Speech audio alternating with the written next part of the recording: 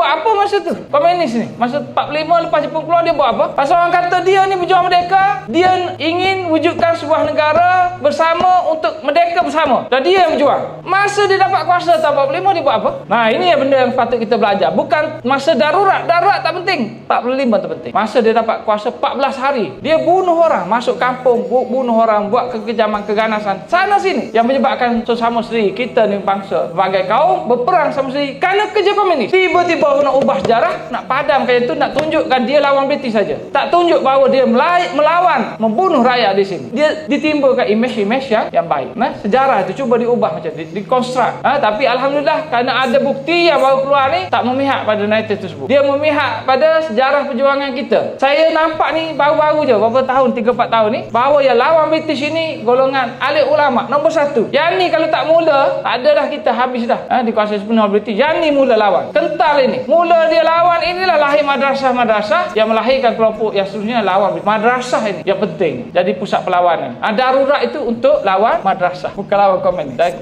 kita baliklah cari bacaan-bacaan yang percuma dari internet, baca balik. Kita biar pemikiran menuju ke arah elemen yang syak wasangka terhadap British. Dengan cara itu saja kita boleh mula terjumpa dengan elemen-elemen yang akan dapat menangkis sejarah yang kita faham pada ini dalam acuan penjajah ini. Nyahkan sejarah dalam acuan penjajah. Saya ingat itu saja daripada saya. Sekian. Wabillahi taufiq wal hidayah. Assalamualaikum warahmatullahi wabarakatuh.